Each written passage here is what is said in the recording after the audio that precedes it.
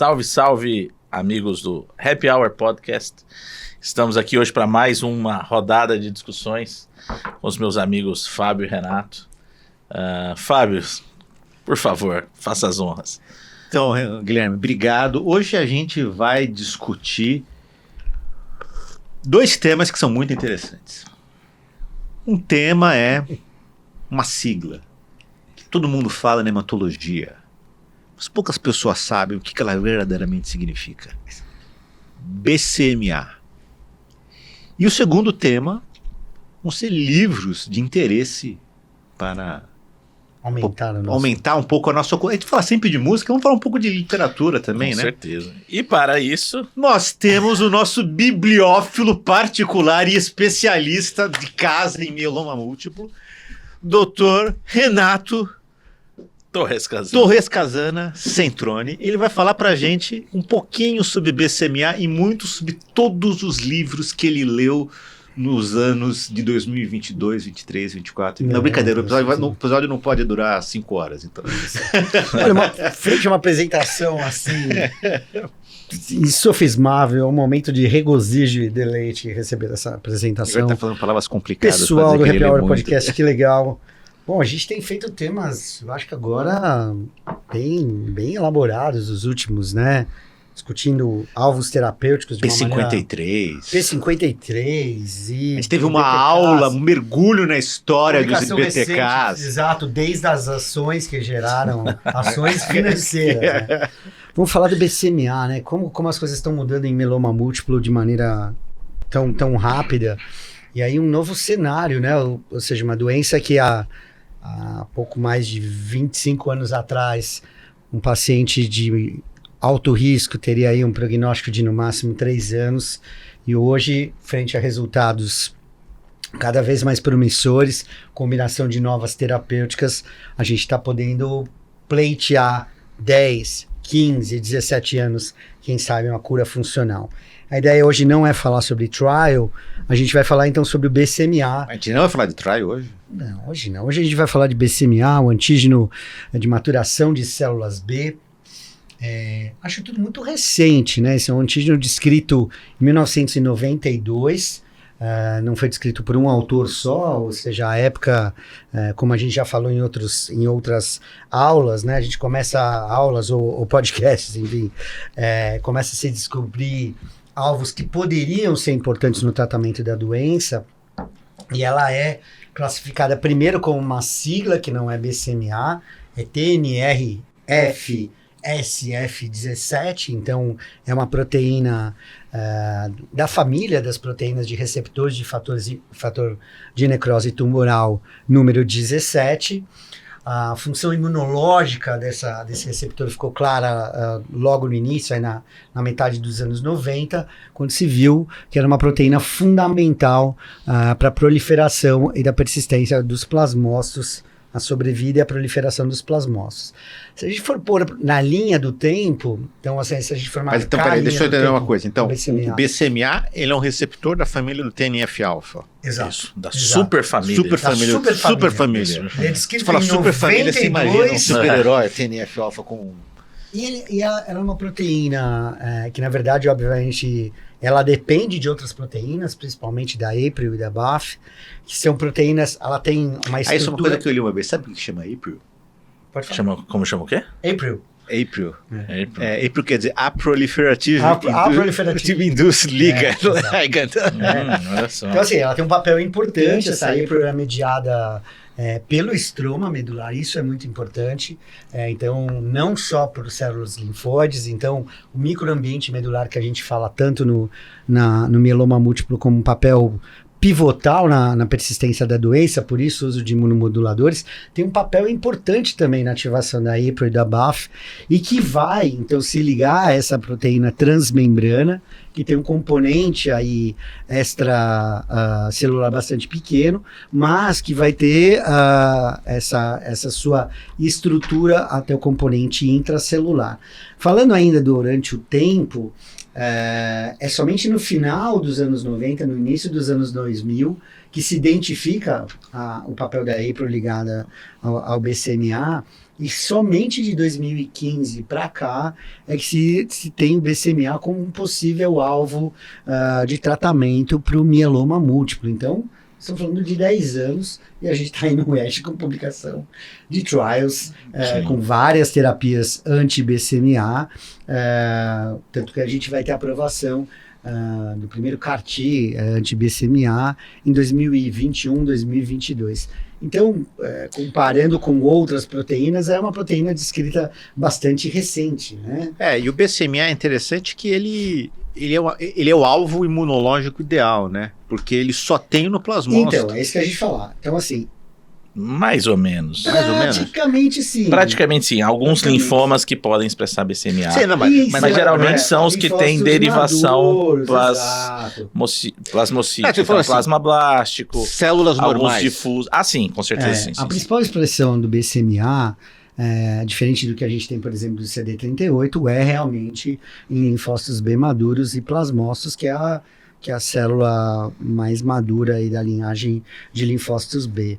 Se a gente imaginar que o racional do tratamento do mieloma múltiplo, todo mundo sabe isso, é baseado num alvo não tão específico como o CD38, inibidor de proteasoma, com uma ação importante em vias de sinalização celular, mas também no microambiente medular, imunomoduladores e corticoide. O BCMA, ele não é um alvo que consegue ser utilizado sozinho, né, especificamente, né, então ele tem um papel importante na perpetuação da proliferação dos plasmócitos, e ele tem uma fração solúvel, o que torna isso importante em termos de detectabilidade quando a atividade da doença. Então, é comum ter a expressão... Você pode usar ele como um marcador de... da expressão do BCMA em pacientes que são recidivados ou refratários às linhas de tratamento que a gente conhece. E a falta de expressão do BCMA, ela também pode mostrar um valor preditivo de falha de terapêutica. Por exemplo, se você expõe um paciente a uma terapêutica com bispecífico anti-BCMA antes de um tratamento de CAR-T. E o que é interessante uma coisa, o BCMA solúvel que você falou, eu li também que ele pode ser um mecanismo de resistência. Sim. O tumor pode ficar secretando BCMA para, de certa forma...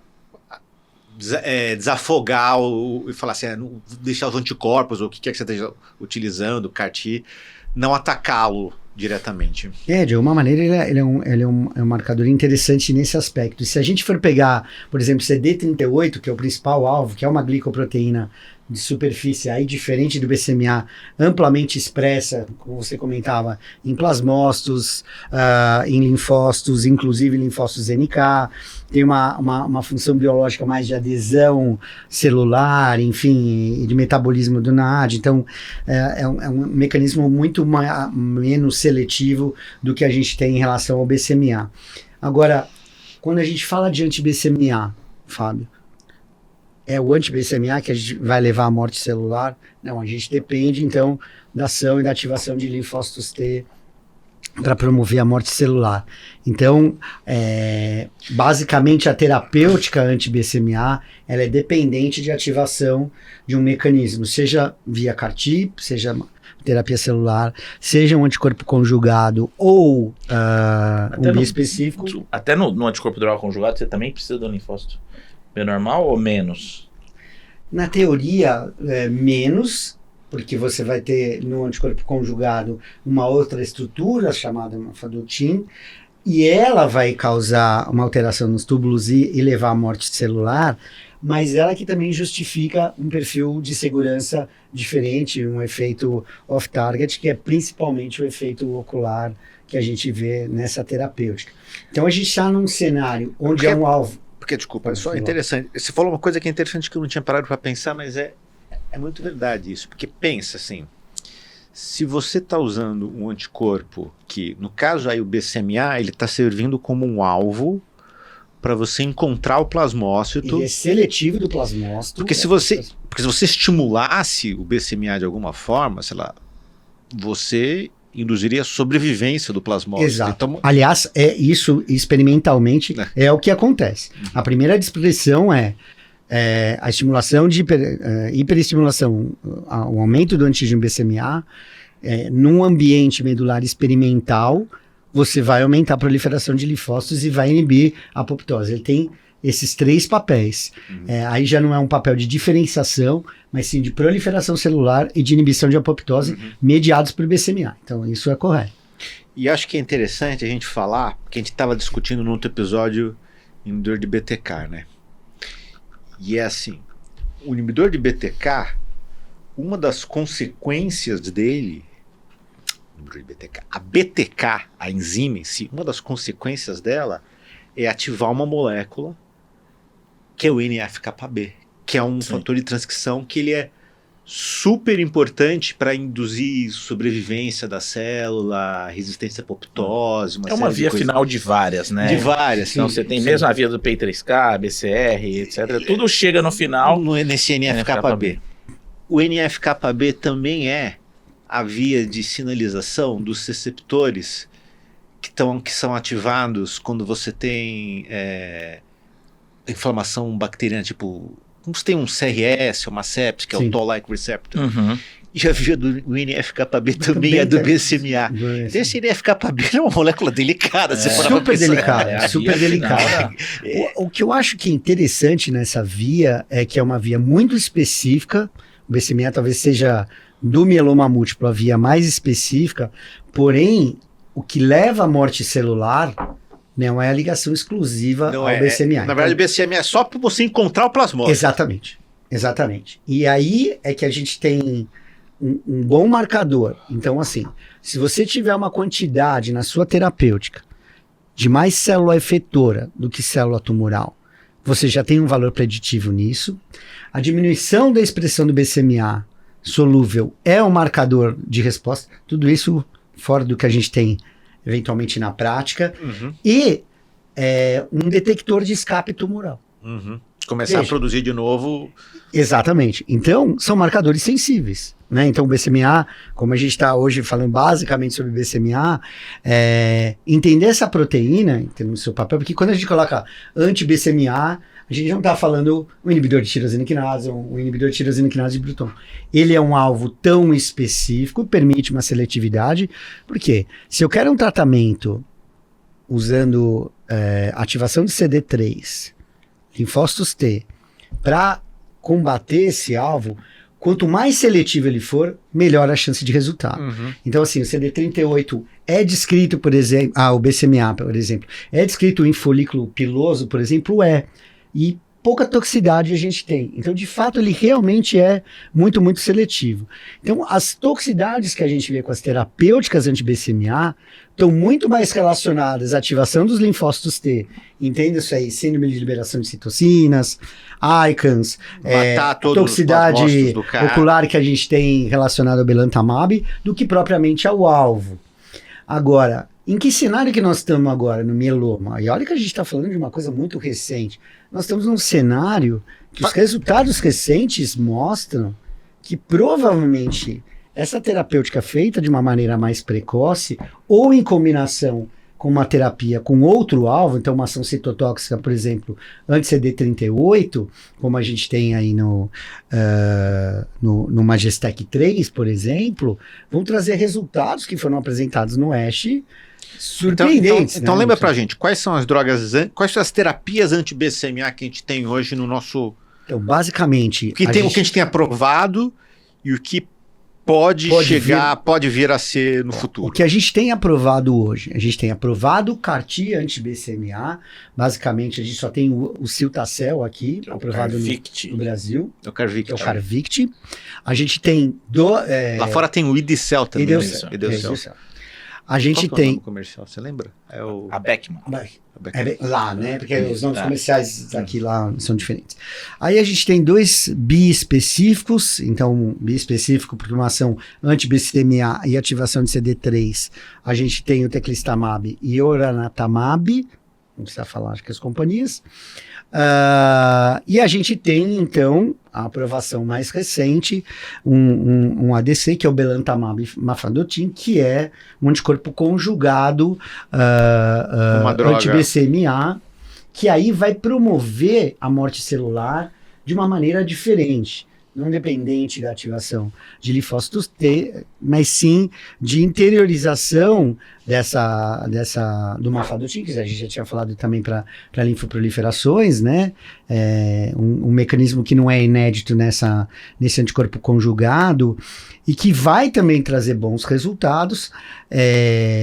Foram estudados em... Só uma pergunta, o belantamab tem uma droga anticorpo droga conjugada. É a mesma droga do anticorpo anti-CD30 para Hodgkin, linfoma-T, o brentuximab? Não, a mafadotina, que é um inibidor também de microtúbulo, então vai ser liberado dentro da célula, então se liga ao BCMA, internaliza e acaba levando a parada do ciclo celular e a apoptose por conta desse mecanismo, que na teoria, no anti-CD30 com vedotin, raciocínio mesmo. E é primo, né? Então, a mafadotin é monometeorestatina F, e a vedontina é monometeorestatina E.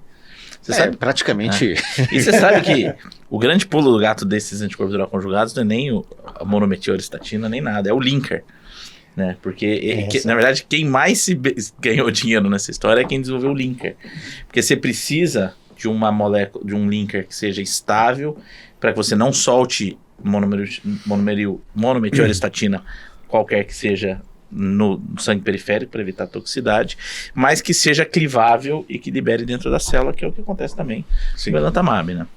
É muito interessante esse conceito de anticorpo droga conjugado, porque ele é quase como um anticorpo, ele acaba sendo menos você é menos dependente da imunoterapia. Eu lembro que eu tinha visto trabalhos de anti-CD30 para Hodgkin, coisa de, sei lá, eu vi acho que o Volker Diel falando disso.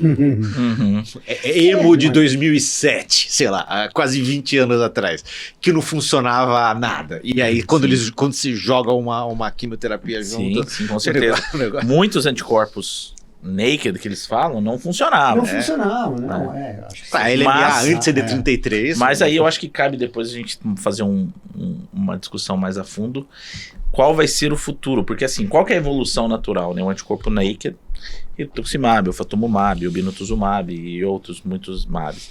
Depois a gente veio com os anticorpos droga conjugados e a gente chega nos anticorpos bispecíficos. E aí hoje a grande dúvida é quem vai sobrar dessa briga aí. E eu queria trazer uma discussão, porque o que acontece? Se a gente for ampliar isso para o nosso raciocínio, não só no mieloma múltiplo, é o papel, que não é coadjuvante, hoje a gente sabe que é primordial, é do nosso sistema imune. Sim. A gente discutiu já em outras vezes LMC, LLC, ou mesmo quando a gente trata um Hodgkin há anos atrás, ou mesmo agora, você faz um ABVD, mas o que realmente você fez? Por que boa parte dos pacientes vai entrar em remissão? A gente não sabe. Provavelmente é a competência do sistema imune.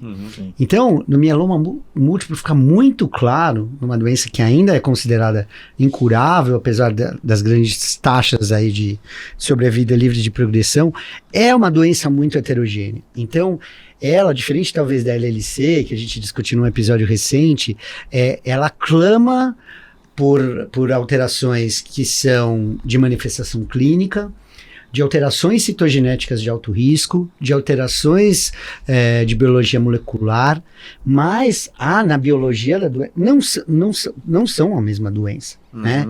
Então, o que a gente nota? Pacientes vão receber esquema quádruplex e vão ter taxas de sobrevida livre de progressão, de DRM e sobrevida global bastante duradouras, mas a gente vai ter um perfil de pacientes que, quando recidivam, são refratários, tem essa expressão de BCMA bastante alta, porque ele é um marcador sensível de proliferação, né? Ele não é um mecanismo de proliferação único, mas o que é o racional? Eu acho que essa é a dúvida, né, Perini? Será que eu consigo, num shot só, num tiro só, promover uma resposta duradoura, dado que a manutenção da terapêutica no mieloma múltiplo também cobra o seu preço? Com certeza. Então, o grande desafio do BCMA é ter 3 terapias diferentes com o mesmo alvo. Talvez não me ocorra, pensando que a gente vai ter um tri específico em breve, que possa ser um tema, uma terapia tão complexa com mecanismos diferentes. Então, falando primeiro de CAR-T, onde você customiza a partir da ativação de linfócito T, que talvez a gente nem precisa mais expandir ex vivo, ou seja, né, nós estávamos no ET, né, que eventualmente a gente vai conseguir fazer isso através por engenharia genética de ensinar o linfócito T a atacar esse alvo BCMA e ativar linfócitos T, eu não posso ter exaustão de linfócito. Essa é uma das premissas. Então, por isso que o CAR-T caminha cada vez mais para uma terapia de citorredução que não promova uma exaustão importante de linfócitos T e que permita que eu tenha esse recrutamento o mais rápido possível. Por isso que o debate que se tem hoje é: se eu for usar um anticorpo bispecífico antes do CAR-T, não é o ideal. Não é o ideal, porque eu vou induzir a exaustão dos linfócitos T.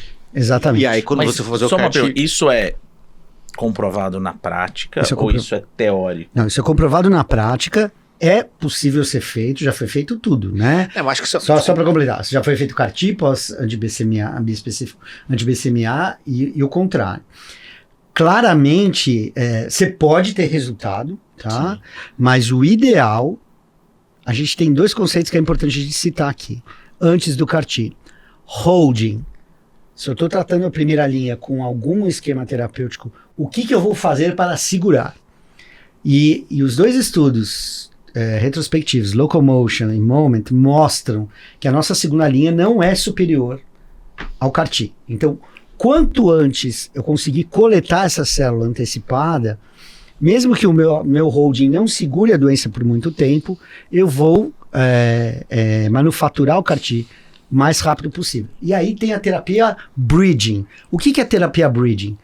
Eu já coletei as células e aí eu estou fazendo uma ponte, que aí o que se recomenda é que use um outro alvo, tá? Que não seja o anti-BCMA, e aí o mais provável, o anti-GPRC5D. Para quê?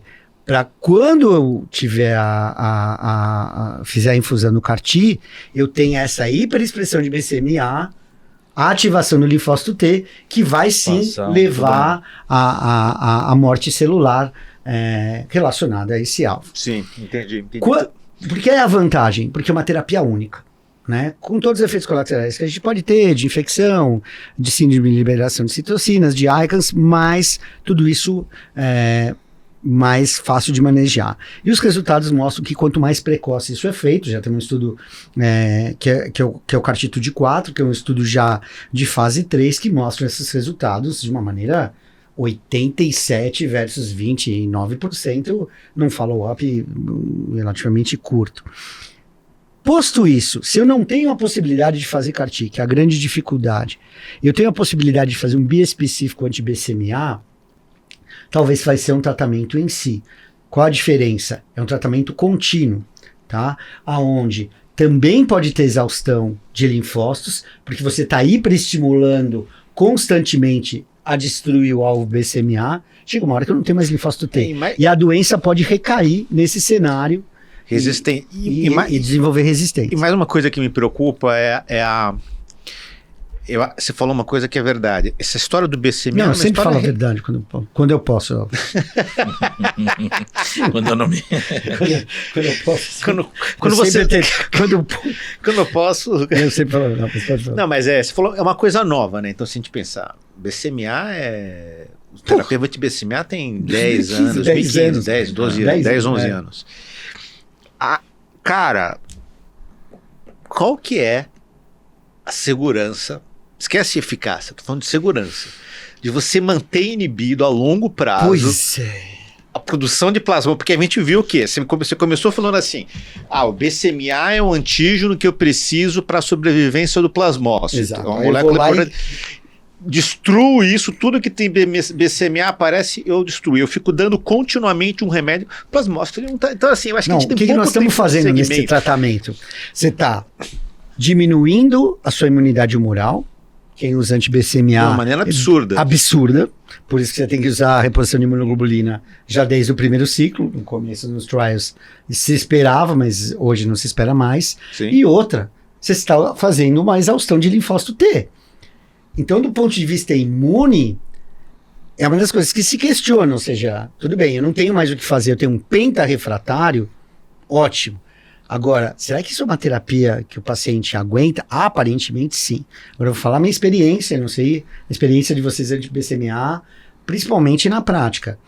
A taxa de infecção é muito alta, né? As taxas de infecção grau 3 são superiores a 40%, 50%, dependendo da população, porque isso em trial. Mas esse TEC 3 foi 54%. Isso em trial, exatamente, isso em trial. Né? Você imagina, a população bem mais vida real. Vida real. E uma coisa que a gente pode dividir aqui, porque nós estamos num podcast, é a quantidade de manifestação de diarreia e de manifestação inflamatória intestinal, que também pode acontecer. Tem até uma entidade, uma enterocolite observada em cara que faz CAR-T anti-BCMA. Eu vi no D+180 em Miami, e nós estamos com pacientes agora em tratamento, às vezes pós 3, 4 ciclos. Agora, o background, o que você recebeu antes também é importante. Sim. Porque o que acontece? Como a gente está usando anti-CD38 há muito tempo, ele é menos seletivo. Mas não é incomum a doença estar ativa, mas as outras imunoglobulinas estão em imunoparesia, entendeu? Então, quando você vai começar o bispecífico, esse paciente já está imunossuprimido nesse aspecto. Mas deixa eu fazer uma pergunta aí. É uma área que eu tenho uma ideia, mas eu quero confirmar isso.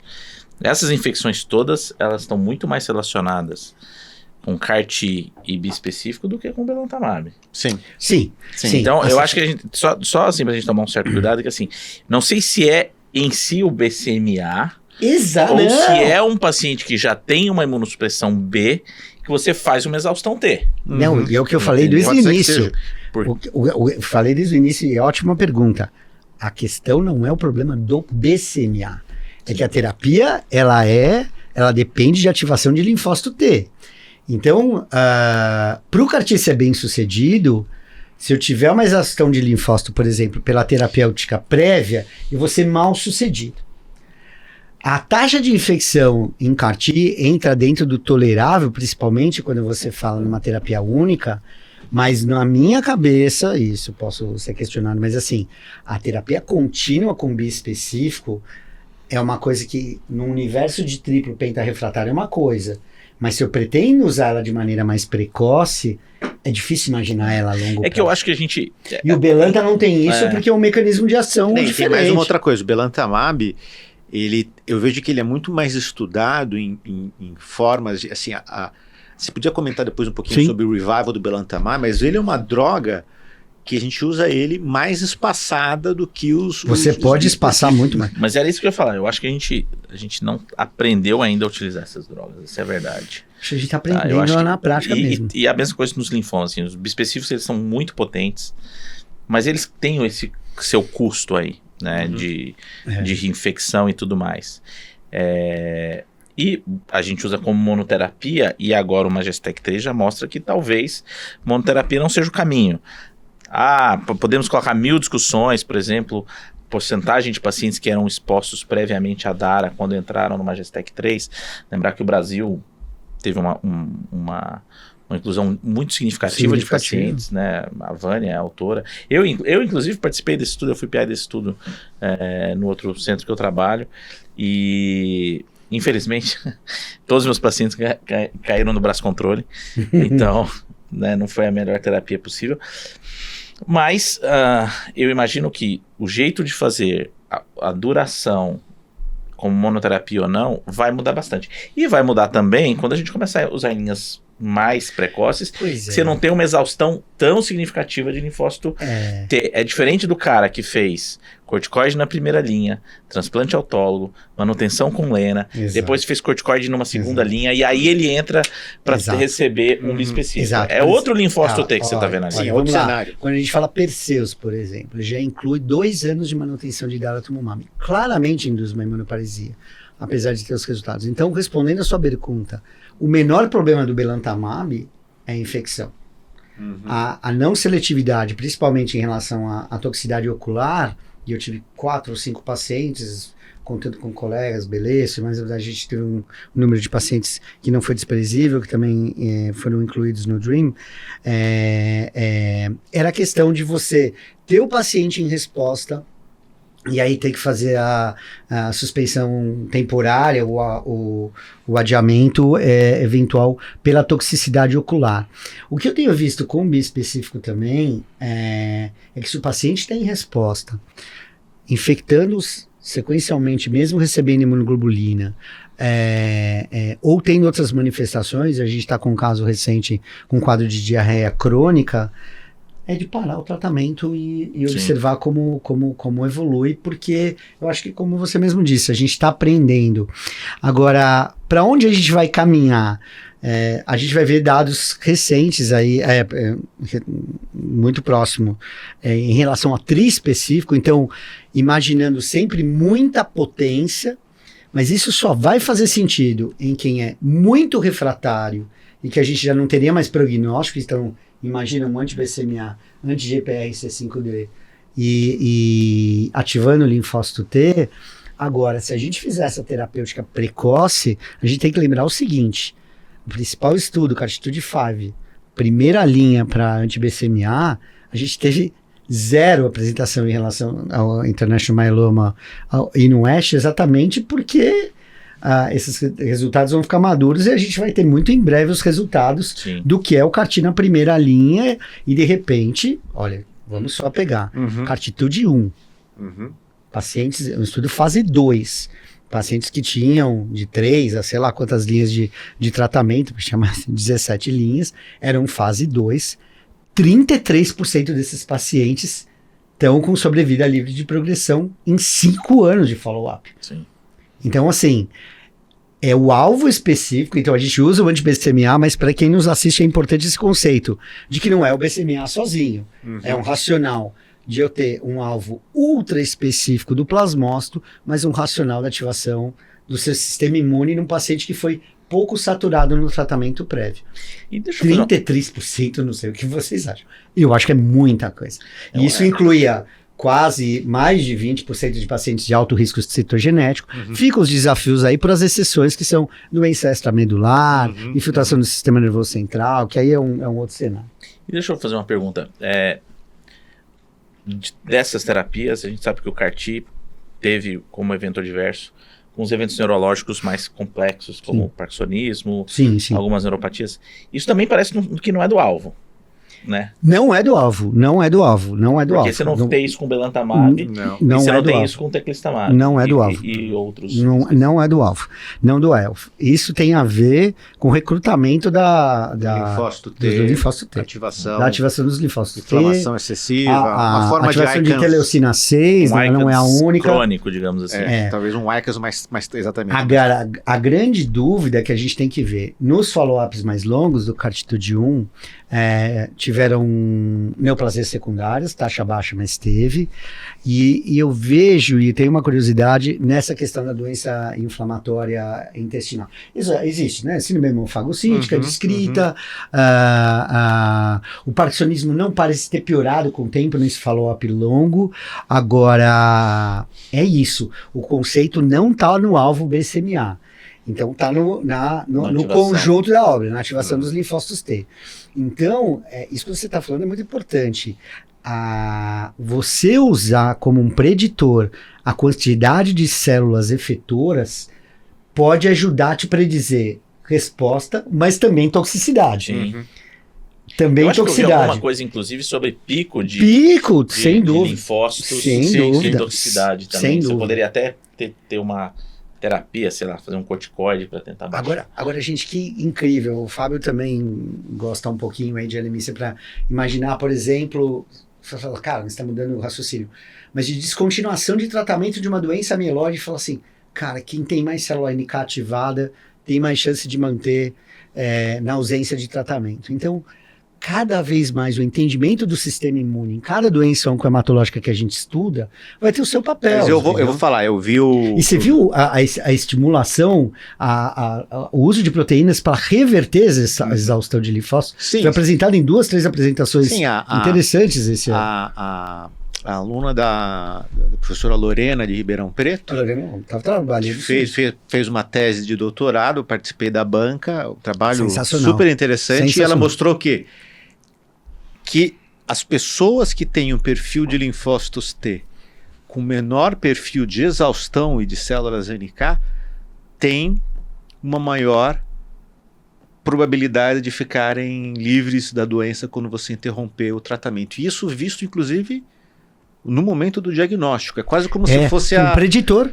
O sistema imune seu, no momento que você desenvolve a doença, ele já dá pista o que vai acontecer no futuro dali. Isso é muito legal. As nossas vozes estavam certas. Tem que usar blusa no Tem que usar blusa. Não pode pegar o orvalho para não baixar a imunidade. Orvalho. Baixa imunidade. Baixa imunidade mas isso é um conceito muito interessante. E de alguma maneira, o que eu vi no IMS, e acho que teve alguma coisa no ESH também, dos caras falando assim, putz, já tratamos esse cara, mas tem como a gente reverter essa exaustão de linfócito T e usar moléculas que possam restaurar isso? Então, isso joga a gente para um cenário de tratamento incrível. Então, eu vejo o mieloma múltiplo sendo estratificado de uma maneira onde esse alvo, por ser muito seletivo, vai continuar, mas sempre com seu acompanhamento. Então, assim, eu acho que o CAR-T é o racional. O bispecífico vai ter seu papel, principalmente para os pacientes que hoje não tiveram oportunidade. A gente tem uma dificuldade de acesso muito grande. A gente pode falar, e já comentou uma época do estudo Redirect, que é a associação de teclistamab e talquetamab, desafiador, mas para doenças muito graves em termos de comportamento clínico.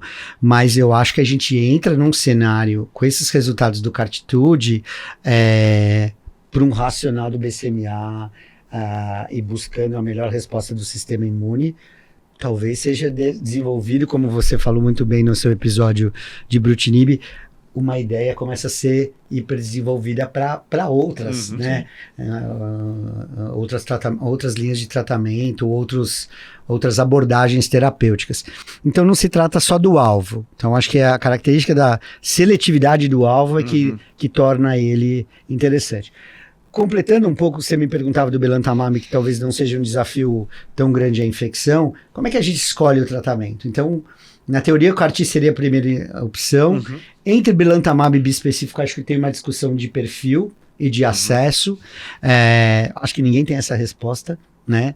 Mas eu tenho pacientes que eu realmente olho o perfil e falo, eu acho que não vai aguentar. Eu tenho paciente com Parkinson, eu acho que assim, hoje, se você perguntasse para mim hoje, a luta que a gente sabe, eu acho que para um paciente mais frágil, tenderia a preferir o belantamab, um paciente mais idoso, um cara que tem, talvez deixar o teclistamab para um cara, ou o elranatamab para um cara um pouco mais jovem, que você acha que tem uma tolerância a infecções. Extramedular mudaria isso para você? Isso sim. Essa medular extramedular, sim. Eu teria bispecífico. E não há uma superioridade, não há um estudo head-to-head entre os dois anti-BCMAs que a gente tem disponível. É importante que se diga. A gente não tem o estudo que saiu agora no ASH é Talktec para doença extramedular. Era Talktec. Talktec, Redirect. Cara, tem uma quantidade de estudo que tem com... Tem bastante. Talktec tem TecDara para recaídos até 3 linhas com a Magistec 3. Para fase 3, Magistec 3. Tá. Agora, frente às novidades, temos que alguma coisa aprender com o passado? Não, se você... Eu acho assim, alguma coisa melhor do que BCMA? A nossa imunidade está mais robusta agora e não está muito exausta os nossos linfócitos depois dessa brilhante explanação que o Dr. Renato Centroni fez pra gente, inclusive falando um pouco de biologia do BCMA. Fiquei orgulhoso, Renato, até escorreu uma lágrima aqui, cara. Duas aqui. E agora acho que tá na hora de você ser o nosso bibliófilo particular. Vamos usar então os nossos mecanismos modernos e avançados de referência. Vai contar pra gente o que você leu, depois eu vou falar pra vocês o que eu li. E aí depois o Dr. Guilherme Perini vai falar pra gente. A gente sabe que você leu muito, você não precisa falar pra gente. Não, mas tem um amigo que me perguntou esses dias, eu quero ouvir a opinião de vocês, que são mais do que colegas, são amigos. Dá tempo de ler tudo? Vale a pena ler tudo? Vale o conceito de que quem só lê medicina, nem medicina sabe? Ou o que vocês acham? Cara, eu acho que... Acho que pode passar. Eu acho que hoje em dia vocês... A verdade é, hoje em dia você só não lê se você não quiser. Porque assim, tem Kindle, tem livro físico, tem Audible, Tem tudo. Assim, eu ouço o livro fazendo academia ou fazendo coisas... Mas eu devo dizer que eu gosto de escutar livros que não são literatura. Eu também. Eu prefiro. Eu acho que na literatura... Vou dar um exemplo, por Gosto exemplo. disso. Eu vou falar, eu estou relendo, reescutando livros que eu li em português e em espanhol de autores latino-americanos. Então, Gabriel Garcia Marques. Exatamente, Gabriel Garcia Marques e tudo mais. Cara, escutar 100 Anos de Solidão é uma loucura. Porque Não chega dá, uma hora, você você já não sabe qual Buendia que é, qual... Eu acho difícil, e aí né? fica meio rocambolesco a coisa, né? Então esses livros que são mais técnicos, igual, por exemplo, o que eu falei História dos IBTKs, que eu já tinha lido, pra reescutar eu acho tranquilo. Ou sei lá, eu gosto muito das coisas do estoicismo, do Ryan Holiday, pra escutar eu acho... Cara, super tranquilo. Eu vou falar pra você, eu concordo 150% com você. Eu só consigo escutar livro que não é ficção, cara. Quando começa a ficção, eu acho que perde um pouco. Quem me alimenta isso é a minha esposa. Ana, um beijo, não é assim que se faz em programa? Cara, ela que compra esses livros que eu sou realmente Mas fala um pouco aí. O que você leu pra ele? Conhecem Hermann Broch? Hermann Broch. Hermann Broch é um autor austríaco. Então, 2 trilogias, hein? Eu não estou falando de 3 específicos. Mas você gosta da relação, ligação, né? Eu citei. Belo O Hermann Broch é um autor austríaco, judeu austríaco. Essa não é a obra mais conhecida dele, Os Sonâmbulos. A obra mais conhecida é A Morte de Virgílio. Ele é um autor, é um escritor meio filosófico, e aqui nos Sonâmbulos ele traz 3 momentos do que a Prússia, depois a Alemanha, que começa em 1888 com um personagem chamado Pazinov, que é um militar, mostra a rigidez social dessa época. Era a Prússia ainda, a gente tem que lembrar que a Alemanha, como a gente conhece, é um país muito recente. A Prússia era um império. Mas que é em 1868. 1888 ele começa o livro. Começa então com esse personagem chamado Pazinov em 1888, a transição então da Prússia para a Alemanha, ainda militarizada. E tem esse personagem chamado Pazinov, que é um militar que acaba tendo que casar forçadamente, e ele chama então esse primeiro capítulo da primeira livro da trilogia como romântico, ainda baseado no romantismo. Em 1908, 15 anos depois, ele joga isso, 1903, perdão, 15 anos depois, a gente tem um outro personagem chamado Ask ou a anarquia.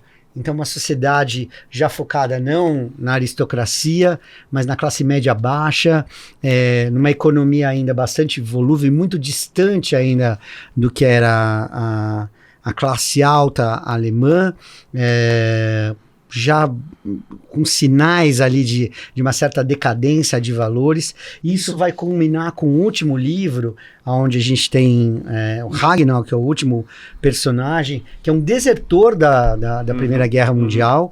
A Alemanha é destruída não só moralmente, mas economicamente pelo Tratado de Versalhes. E os 3 personagens vão se encontrar na mesma cidade, cada um com as suas respectivas idades. Um é um militar, o primeiro personagem é um militar numa cidade, e o terceiro personagem dá um golpe nos outros 2. Então ele é um desertor, tira o dinheiro dos outros dois personagens, e o tema sonâmbulo é como se as pessoas não percebessem que estão dormindo acordadas na sociedade em que vivem. Se isso faz sentido para hoje ou para qualquer momento da história. Quando que é esse livro?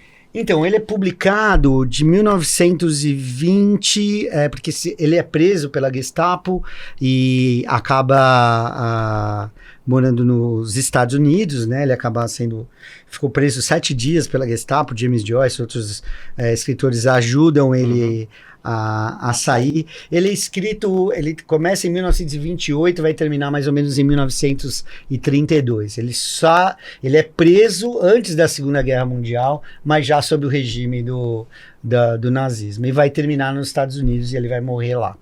mas é um reflexo interessante da decadência moral e estrutural da Alemanha, mas acho que traz uma reflexão do que a gente tem em termos de sociedade, quando a gente vivencia, mas não é um protagonista. Nenhum dos personagens é protagonista dos eventos mas eles estão vendo históricos. a degradação da sociedade. Eles vivenciam a decadência da sociedade. Então é basicamente muito interessante. Bem interessante.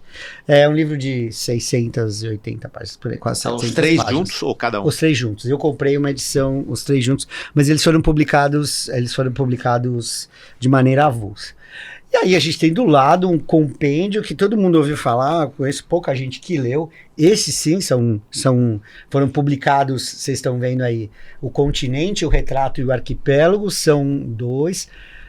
São 7 livros, na verdade. Eu comprei nessa edição nova da Companhia das Letras, que são 3 livros, que é dividido com O Continente, O Retrato e o Arquipélago, e conta a história do Rio Grande do Sul, né? Conta a história do Rio Grande do Sul. Eu sempre falo do Rio Grande do Sul, minha mãe era gaúcha, enfim, do sul do Rio Grande do Sul, e ajuda a gente a entender um pouco desse estado bastante peculiar, onde basicamente retratado o gaúcho, que não é um povo estritamente do Rio Grande do Sul. Então conta a história das colônias, né, das 7 missões. Então esse é um povo que habitou o Rio Grande do Sul, o Uruguai e uma parte da Argentina. Uhum. Esse povo não foi colonizado pelos portugueses de Portugal, eles são colonizados pelos açorianos. Tem poucos escravos em relação ao resto do Brasil. É uma colônia totalmente esquecida, basicamente, principalmente na primeira etapa. É a história de uma família chamada Terra Cambará. Que dá na terra. Descendente de bandeirantes de São Paulo, vindos de São Paulo, portugueses vindos de São Paulo, indígenas locais, tinha uma população indígena muito grande, e que vai contar a primeira história, que é uma história de guerras, né? Nenhum estado teve tanta guerra quanto o Brasil, talvez porque isso justifique... o maior, foi 80% do contingente da Guerra do Paraguai, é um estado extremamente militarizado, até hoje, a maior parte do... Revolução Farroupilha. A Revolução Farroupilha, dentro de todas as outras revoluções, é uma data ainda comemorada no estado, é o único estado que canta o hino do estado antes do jogo de futebol. A primeira parte, que é o continente, mostra o quê? Apesar de não pertencer a um país só, mostra a unidade desse povo. Por isso o continente, aparentemente todo mundo junto. O retrato, que é a segunda etapa, já passa, então isso começa no século XVIII, tá? A segunda etapa vai para a modernização do Brasil, pequena modernização do país, do século XIX. Eles começam a ganhar dinheiro com as charqueadas, assim como os argentinos, começam a mandar seus filhos para o exterior e voltam. Então o retrato conta a história de um dos descendentes do Terra Cambará, que já começa a ter essa conexão com o Rio de Janeiro, com a capital. E aí o final, o arquipélago, é a separação dos valores, vamos dizer assim, do Estado em relação ao país. Rio Grande do Sul é um estado bem peculiar. Infelizmente, a gente teve a maior parte dos ditadores, né, na época do golpe militar foram gaúchos, mas é o mesmo estado que produziu Prestes, é o mesmo estado que produziu o Movimento Sem Terra, ou seja, é um estado que vive essa disparidade e sempre uma sensação de estar muito longe das capitais. É óbvio que é um romance gigantesco, não tem como a gente... Quantas páginas? 2.180 páginas. Legal. Mas foi uma experiência muito interessante. Quanto tempo você demorou para ler? Bastante meses. Mas é uma leitura... Sim, porque ela é leve, ela não é filosófica e ela é baseada num romance da família. Então tem casos amorosos, traições, tudo permeando uma história longa desse estado que eu tenho um vínculo aí. Legal. Bom, muito legal. Trazer esses dois. Boa. Perfeito. Vamos dar seguimento, pode passar, vamos ver agora os próximos livros, são os livros, que agora são os livros que eu li ano passado, na verdade um deles eu estou lendo ainda. Pode mudar o slide. Muito bem.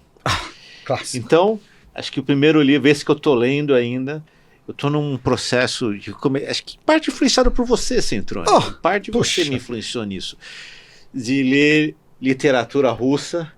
Então estou lendo os livros do Dostoiévski, e Os Demônios, acho que é o quarto ou quinto livro dele?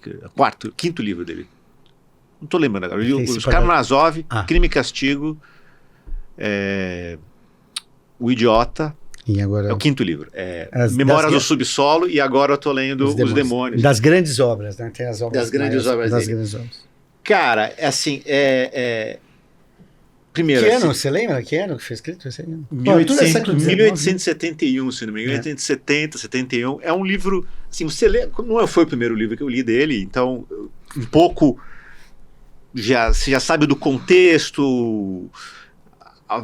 O que tinha acontecido na Rússia, que na Rússia vivia sob o imperador, o czar, e em 1860 e pouco, não sei se foi 69, se foi começo da década de 60, teve a emancipação dos servos, que os caras eram... Tinha escravidão. Os escravos, né? Viviam nas fazendas. Chamavam de almas, né? E eles foram emancipados no sentido de tentar... permitir que eles pudessem a ser pessoas livres, e isso, na verdade, não deu muito certo. E continuou a Rússia sofrendo com grandes problemas de desigualdade, e essa época, 1870, e acho que é interessante a gente ler um pouco sobre isso para a gente... Hoje em dia a gente fala muito a pessoa fala muito comunismo, Marx, né? Isso. Então, assim, comunismo, quando você fala hoje de comunismo, você pensa em Marx. Só que essa é uma época que esse cara escreveu esse livro e que tinha, na Europa, especialmente, muitos movimentos que se questionavam como que a gente vai organizar a sociedade. Então tinha os caras que eram anarquistas, tinha as diversas correntes do socialismo, e tinha na Rússia um pessoal que eram os nihilistas, que era uma total negação de tudo que seria tinha na sociedade, a igreja, os valores que existiam até então, etc. E os demônios são personagens nihilistas que entram numa pequena vila, uma pequena cidade, e aí eles começam a desencadear todo o desenrolar da história. Não é um livro muito fácil de ler, como nenhum dos Dostoiévski é. O começo dele é denso, ele fica descrevendo um personagem na primeira parte, no primeiro capítulo, ele fica só um personagem, você fica, por que esse cara tá falando tanto desse personagem aqui? E é um cara meio chato e tal, mas é interessante porque depois você entende que o que ele descreve é o que hoje a gente chamaria talvez de um revolucionário de internet, um cara que fica... Revolucionário de iPhone. De iPhone, o cara que fala que tem que ser isso, tem que ser aquilo, mas que efetivamente na prática ele não consegue imaginar o que é aquilo. E aí quando vem os personagens realmente que vão botar para quebrar, você realmente vê que às vezes ideias podem parecer muito bonitas quando escritas, se levadas às últimas consequências, podem ser ter consequências terríveis. E assim, ele escreveu esse livro, é a única obra dele que ele escreveu com fins, o cara até fala, com fins panfletários, e ele escreveu esse livro recriando o assassinato de uma pessoa por esse grupo revolucionário nihilista. Ele fala de fake news, né? Ele fala de fake news, ele fala de... Você vê que a humanidade nunca muda, né? Nunca muda. Muda os penduricalhos. Né? E assim, é uma sociedade muito menos desenvolvida do que a França à época. Exatamente. A Inglaterra à época, né? E tem fake news, tem rumores, como que a coisa uma manipulação das pessoas. Mas fica muito claro de que as pessoas que se envolvem, como você mesmo falou, na prática, pagam preço alto, né? Que não precisamos entrar no mérito de spoiler, manipulados por ideias. Os que proliferam as ideias, em geral, são preservados. São preservados. Né? E por que os demônios? E por que os demônios? Cara... Você que está terminando aí. Eu estou terminando...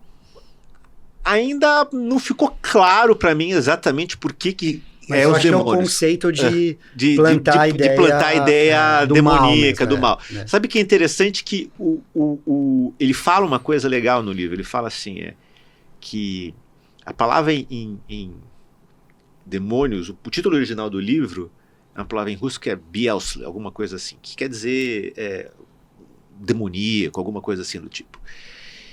E aí ele fala assim, o Stalin, quando ele era um revolucionário na Geórgia, ele se deu um apelido de tipo Bieslovich, alguma coisa assim, tipo o endemoniado, a encarnação do mal. Que não deixa de ser muito verdade. Exatamente. Então você vê que o cara, deu o apelido ele já estava meio que prevendo o que aconteceu no país dele. Isso eu sempre acho. Isso eu sempre acho. Mesmo no Karamazov, ele previa que não tinha... Não teve evolução industrial, né? Não teve um fenômeno de... A coisa aqui não está indo bem. E esse livro aqui, fazendo eco ao que você falou, esse livro eu não estou lendo, eu estou ouvindo. Estou no finalzinho dele. Cara, esse livro é uma bomba. Assim, essa mulher, Sarah Wynne Williams, ela é advogada neozelandesa, ela trabalhava na ONU, e aí tem um tubarão aqui, porque ela foi atacada por um tubarão quando ela era adolescente na praia na Nova Zelândia, e ela quase morreu, e ela contando isso, é até angustiante você ver, porque as pessoas não percebiam que ela estava mal. Sim, é isso mesmo, ela foi atacada por um tubarão e demoraram para sacar que ela estava morrendo. Mas basicamente o que acontece? Ela está na ONU e aí ela, lá por volta de 2010, ela descobre um negócio que ela acha que vai mudar o mundo. Esse negócio se chama Facebook. Ela acha que o Facebook é uma ferramenta, esse negócio de rede social é uma coisa que tem o potencial de gerar o bem e ultrapassar barreiras e fazer um monte de coisa. E ela pensa que o Facebook é um lugar que precisaria de alguém que entende como os governos funcionam, pôr liderança no Facebook para conversar com presidentes, com líderes das nações. E ela meio que se vende para o Facebook como assim, quase falando assim, vocês precisam de uma embaixadora. E eu trabalho na ONU e eu posso fazer esse papel. E os caras não querem. Mas ela... É uma biografia, então. Ela contando a vida dela. A vida dela lá no Facebook. E aí ela insiste um pouco e os caras acabam contratando ela para isso. E cada vez mais eles vão pondo ela, eles vão vendo o que eles precisam. E cara, assim, basicamente... Eu não vou falar muito mais, basicamente dizer o seguinte: o Facebook não é a Meta, que é como se fosse, não é uma empresa gerida por pessoas que são muito legais. Por mais que eles possam, às vezes, ter uma imagem... de aglutinadores, de pessoas que têm o melhor, muito do que a gente sabe de ruim do Facebook. É verdade. Não só é verdade, como eles sabiam que era verdade, e eles fizeram isso propositalmente, porque eles têm, e é isso que ela conta ela trabalhou de perto com o Mark Zuckerberg, com outras pessoas que eu não conhecia. Como chama o brasileiro mesmo? Não, o Savarin já tinha saído. O Savarin saiu no começo. Né? Cara, é bizarro esse livro. Assim, você vê como as pessoas... É grande? Não é muito grande, não. Dá pra... assim, não sei o número de páginas porque eu estou ouvindo, mas não são um que dá para ouvir 24 horas. Dá para ouvir no carro. Dá para ouvir no carro. E ela mesmo narra o livro. Tem um sotaque neozelandês, então um pouquinho... Às vezes você tem uma dificuldade ou não, mas... assim, às vezes fica meio enojado, falando sério, de ver as coisas que ela... Se metade do que ela descrever aí à vontade, você vai falar assim, meu puta, eu não quero dar mais um tostão de dinheiro para esses caras. Deve ser verdade. Impressionante. É um livro, vale a pena, assim, Careless People. Tá a dica. E temos mais um, então. Vamos ver. Temos. Guilherme Perini. Sensacional, hein? Na verdade, esse ano ele me foi dominado por 2 livros que eu falo que são livros sofrimentos. Um também foi influenciado por vocês, foi os Irmãos Karamazov, que eu devo dizer que, assim como Crime e Castigo, oscila entre momentos brilhantes com os capítulos mais chatos que eu já li na minha vida. E pra mim foi verdadeiramente um sofrimento. Não é fácil. Entendeu? Assim, eu acho que tem que ler, eu acho que é um clássico, você tem que ler pra ter uma boa análise. Tem um capítulo que a gente pode até depois fazer O Grande Inquisidor, que é realmente assim, é aquele que você lê e você relê de novo, fala, caramba. Aqui tá o resumo da ópera, né? Mas me custou uns 4 meses, 5 meses do ano que eu não recomendo.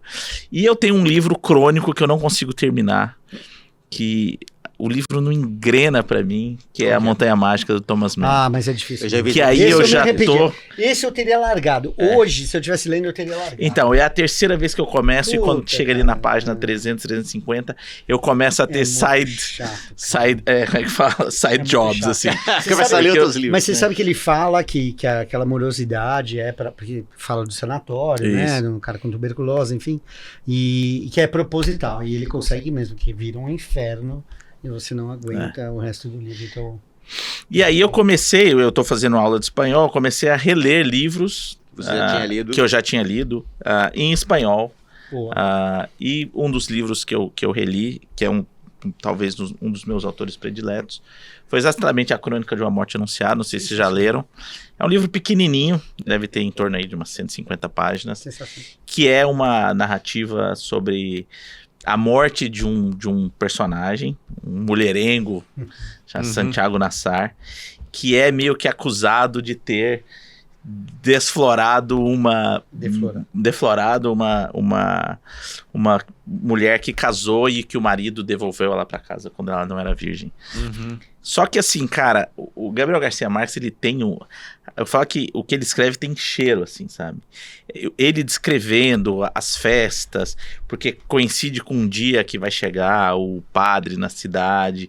Então, assim, ele vai descrevendo as coisas. Ele realmente... Você fala assim, o enredo não tem nada demais, tá? Então, assim, o cara foi morto e a pessoa tá pegando os pedaços da narrativa para entender o que foi que aconteceu, porque ele foi morto, etc e tal. Nada demais do ponto de vista do enredo, mas assim... A cor é muito, muito clara. E em espanhol eu achei que até mais vivo. Isso que eu ia falar. Eu acho que autores, por exemplo, eu fico imaginando a tradução de Jorge Amado, né? Jorge Amado é um cara que foi traduzido, porque é tão ligado, né, à Bahia. Você sentiu alguma diferença? Eu senti algo... Assim, que eu li a primeira vez... Durante uma morte anunciada, eu devia ter o quê? 16, 17 anos de idade. Então eu não posso falar que eu tenho uma lembrança tão diferente assim, cara. Mas, por exemplo, ele descreve, por exemplo, um dos irmãos assassinos tem uma gonorreia crônica. O jeito que ele descreve o sofrimento do cara com a disúria, etc e tal, como o cara faz pra ir no banheiro, etc e tal, cara, é muito vívido, assim, sabe? É muito cheio de... Parece uma coisa meio besta, assim, mas é muito, muito interessante. Então ele fala que ele compara como urinar vidro moído e não sei o que. Assim, cara, tem, sei lá, eu sou muito fã do cara. Por exemplo, 100 anos de solidão provavelmente seria mais difícil. Então, é o próximo que eu vou ler. Na verdade, eu acho que o próximo que eu vou ler é um que eu ainda não li, que é Em Agosto Nos Vemos, que é meio que uma autobiografia dele. Você já leu não li nenhum dos... Já li O Trono do Patriarca, Ninguém Escreve ao General, 100 Anos de Solidão, Do Amor e Outros Demônios, O Amor nos Tempos do Cólera, que é meu predileto, que eu acho maravilhoso, Diário de Minhas Putas Tristes. Aí tem livro de conto, 12 Contos Peregrinos, se eu não me engano, que eu não sei se é 12, é Os Contos Peregrinos, mas eu sei que são 12. E eu acho que foi... Mas isso é um bom Mas foi gostoso reler. E agora, o que eu vou fazer, eu vou começar a escutar isso. Porque aí eu treino não só a leitura, mas também o ouvido. Quem nunca leu, vale a pena ler em português também. Um livro muito curto, muito, muito legal de ler. Eu gosto bastante. E esse ano... também, agora até renasceu esse livro, né? Esse livro não é novo, na verdade. Eu li esse ano também, olha só. Que é O Filho de Mil Homens. Na verdade, eu li 2 livros do Walter Hugo Mãe. Eu li Deus na Escuridão. E tem muito livro, né? Na verdade, eu li 3. Eu li Deus na Escuridão, A Máquina de Fazer Espanhóis e O Filho de Mil Homens. O Filho de Mil Homens é uma história de uma família improvável, né? Uma vila improvável. E que trabalha sobre a paternidade frente às dificuldades de relacionamento e tal. Eu achei lindo, assim. Cara, eu acho o fim desse livro, pra mim, é super emocionante. Pra quem é pai e curte ser pai, assim, cara, o jeito que ele fala é uma das coisas mais lindas que eu já li. Você leu em voz alta? Uma colega minha falou assim, ele falou, você chegou a ler uma parte em voz alta? E vale, minha filha tá lendo agora, a Natália tá lendo. Eu falei, tem umas partes que vale a pena ler em voz alta. É muito bonito. Mais bonito. É muito bonito. Tem o filme, eu acho que agora tá no Netflix. Ele é bom, viu? Assisti. Não sei se eu vou conseguir ver, cara, porque assim, eu vi o trailer, eu já fiquei meio emocionado, falei, puta, não... Cara, fiquei surpreso. Acho que eu vou ver Avengers. Mas... eu tô numa fase que mas eu tô... Não sei se você concorda, na verdade... Tem o tema da paternidade, mas na verdade todas aquelas relações baseadas em preconceitos e todas as situações de que tinha tudo para dar errado para aquelas pessoas, ele termina o livro feliz. Sim, muito feliz. A minha mais nova, Mari, fala assim, pô pai, tem um monte de livro aqui em casa, assim, me dá um livro feliz para eu ler. E às vezes eu tenho dificuldade de achar, porque se escreve mais sobre a tragédia, sobre o sofrimento. E eu acho que, assim, Walter Ugumã produz muito, eu acho que nem tudo tem a mesma qualidade, mas ele sempre muito lírico, né? Eu li Os Homens Imprudentemente Poéticos também, então... O Deus na Escuridão é bem legal também. E mas tem um capítulo que ele compara Deus com a figura da mãe, que é uma das coisas mais lindas que eu já li na minha vida. Mas esse é o melhor. Que ele falando sobre a questão que as duas Deus pessoas que te esperam, que estão prontas para o seu retorno depois de você fazer tudo de errado na vida. O amor incondicional é Deus e a sua mãe. É outro livro que eu li assim, que mói mesmo, sabe? Assim, você fala, esse assim, pra mim é foi e ó, é muito fácil bonito. De ler, é pequeno. Umas 200 e poucas páginas. Vale a pena ler. Quem quiser ver a série também, é inclusive com o Rodrigo Santoro. Que tá muito bem, assim, apesar que os outros atores também estão muito bem.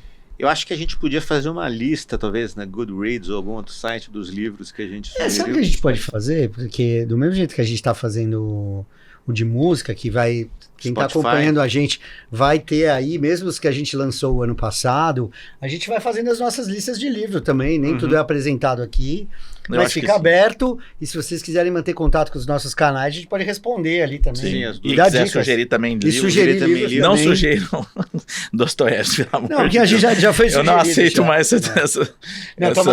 Thomas Mann, os outros são difíceis. Esse eu não consigo, cara, não consigo. A terceira vez que eu tento... Montanha Mágica. Chega uma hora que eu falo, cara, não vai esse livro. Eu comprei O Filho de Mil Homens e O Sonâmbulos. Enquanto vocês estavam falando, eu comprei os dois aqui. Vai chegar. O senhor é ágil. Tá?